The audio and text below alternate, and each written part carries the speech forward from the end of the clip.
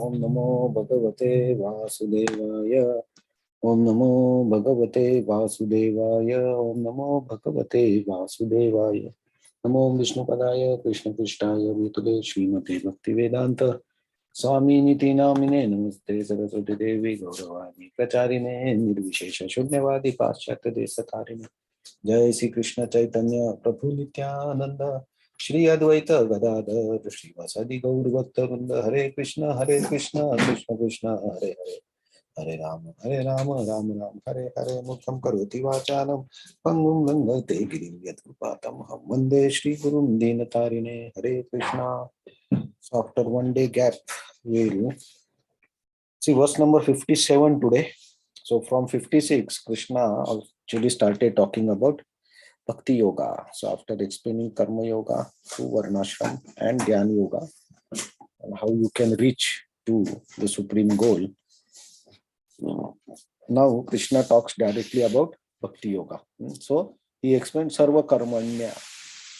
So any activity, by doing any activity, if you take shelter of the Supreme Lord, and Krishna uses the word Mat, mine, and Mat Prasada, by my mercy you can reach Shashvatam Padam, Shashvata Dham.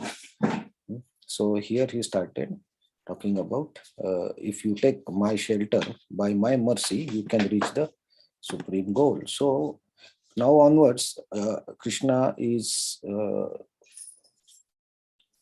glorifying bhakti actually more and more. Chetasa sarva karmani. Chetasa sarva karmani. Mayi sanyasya matparaha. Mayi sanyasya matparaha. Buddhi yogam upashritya. Buddhi yogam upashritya. Matchittam satatam bhava. Matchittam satatam bhava. Chetasa sarva karmani. Mayi sanyasya matparaha. Buddhi yogam upashritya. Matchittaha satatam bhava. चेतसा सर्वकर्माणि मयि सन्न्यस्य मत्परः बुद्धियोगम् उपाश्रित्य मच्चित्ता सततं भव.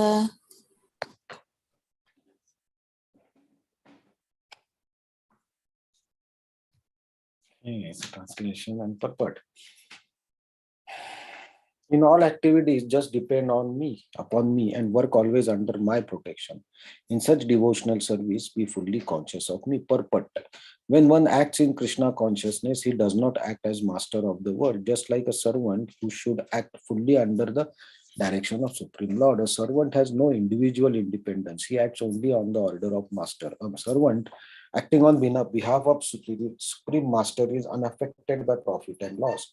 He simply discharges his duty faithfully in terms of the order of the Lord. Now, one may argue that Arjuna was acting under the personal direction of Krishna, but when Krishna is not present, how should one act?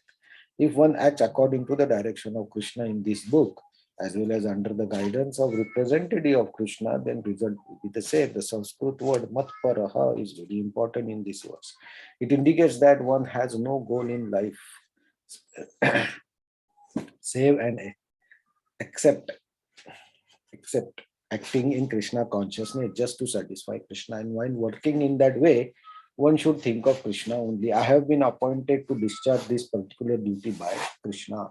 While acting in such a way, one naturally has to think of Krishna. This is perfect Krishna consciousness. One should, however, note that after doing something whimsically, he should not offer the results to Supreme Lord. This sort of duty is not the devotional service of Krishna consciousness. One should act according to the one order of Krishna. This is very important point. That order of Krishna comes through disciplic succession from a bona fide spiritual master. Therefore, spiritual master's order should be taken as prime duty of his life.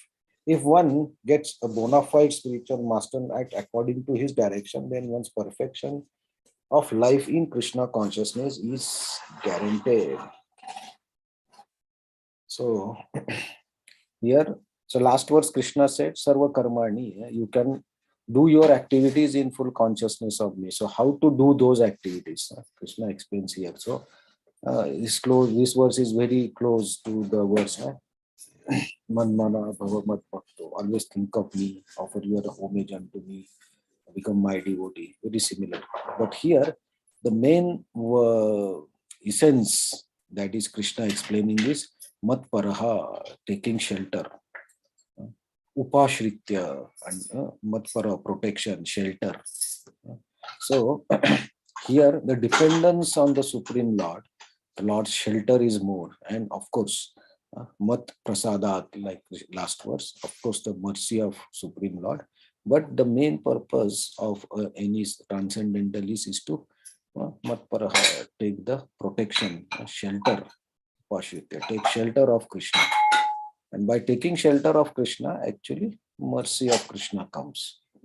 So here, Krishna is telling that whatever work you do, always depend on him. That is the protection. Like that, okay, whatever I'm doing, the results will be okay, or it will be the best suitable for me. And Buddhi Yogam Upashritya. So here, the word Buddhi Yoga is used. But Srila Prabhupada translate as devotional service, right? So Buddhi Yoga is not a separate yoga. It is a proper use of bhakti. That is Buddhi Yoga. There is not a separate branch like Buddhi Yoga or something. So Karma Yoga, Jnana Yoga, Ashtanga Yoga, and Buddhi Yoga or Bhakti Yoga. So in Bhakti Yoga, we have been given intelligence. So we use our intelligence. And Krishna said in the 10th chapter, right? Dadami Buddhi Yogam Tam. I will give you Buddhi how you can come to me. Right? So that Buddhi is not a whimsical thing. It's not a waste. If you have Buddhi, some people say like, I am doing Bhakti, I will not use my mind, or I will use not my intelligence. That's not correct. We have to use our intelligence, because another name of Bhakti Yoga is Buddhi Yoga. So use your intelligence in such a way that you can always remember Krishna. You can always take shelter of Krishna. So that is devotional service.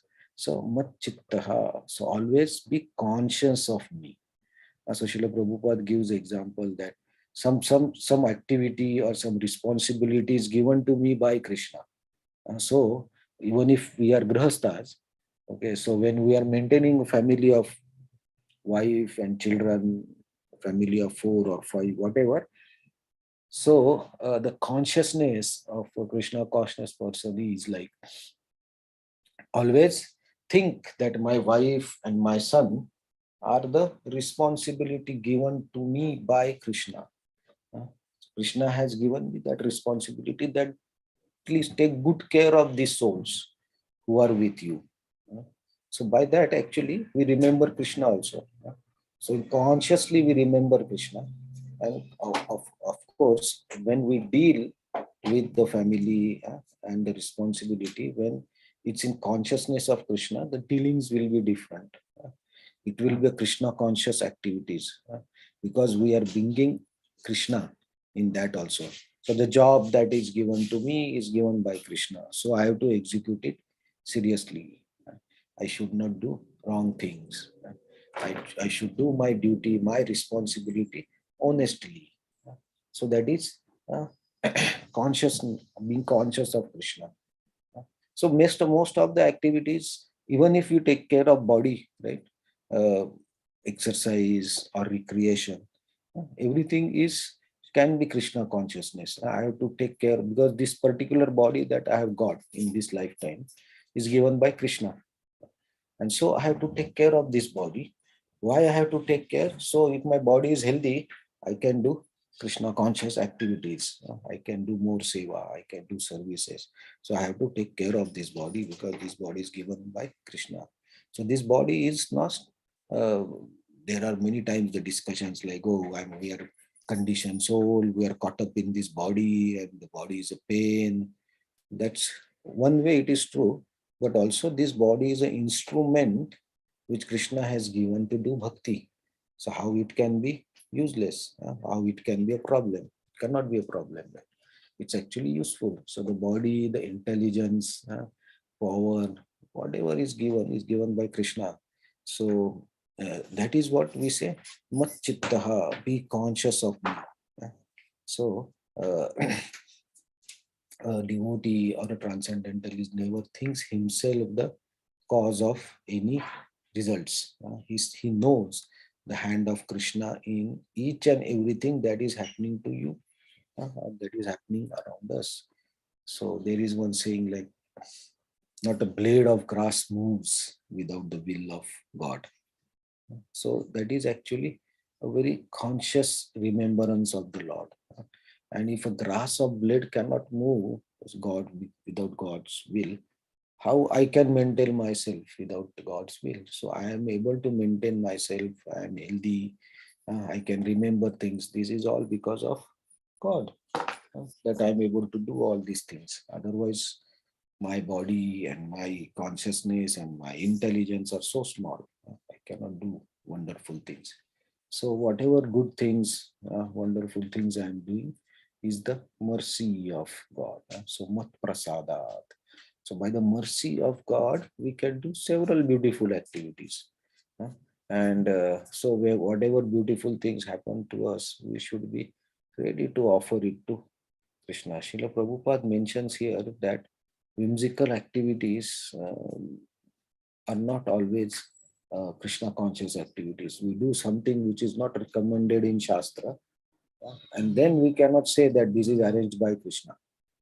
That is actually wrong. That is what we say, taking a cause, reason as Krishna, but doing whatever you want to do. So taking shelter of the holy name or creating offenses uh, on the strength of chanting the holy name of the Lord. That is one of the offense of chanting. So you do wrong activities and ultimately say, oh, this is God's will. So you hurt somebody, you say bad words to somebody in the zeal of anger or something, fight. And then you afterwards you go to that person and say sorry, please forgive me, please and apologize. uh, and then you add one sentence, whatever happened is the will of Krishna. So this is not correct approach. So because we are using our free will, Krishna has never said that you get angry and say anything to next person. Even if that person is wrong, Krishna is said you should be tolerant. Don't blame anybody for your suffering. Right? So if we go and torturing by our words to some other person, that is not what Shastra says. So that is your free will. You have chosen a person and you have chosen to scold him or be angry with him. So it's your fault. You have not used your intelligence properly. So for that activity, how you can blame God? You should not blame God. So the situation may be there, but you have been given proper intelligence. So why don't you use it properly? You use it wrongly and then blame the God. It's not the way, right? That's not how you should be. Machita. The consciousness should be the God has given me the intelligence, but I am so stupid that I am not able to use it or utilize that properly. So that becomes a Krishna conscious that, oh yes, it's given, but I am not able to use. That's my problem. So then we have to take shelter that I'm not able to use my intelligence also properly. Please guide me. How I can use it. What's the best for me? So this way, actually, in all the activities we do, we can take shelter of God. And by that we can, throughout the day, remember God. And what that is what Krishna is saying, Buddhi Yogam Upashritya. So taking shelter of Buddhi Yoga or devotional service. Satatam Bhava, Satatam, always, continuously. Be conscious of me. Whatever happening is because of God. So like this, Krishna will more glorify the Bhakti Yoga and also tell us how to do this Bhakti Yoga in the I think till the end of Bhagavad Gita. So we'll continue to see this tomorrow. Hare Krishna. Thank you very much. Any comments?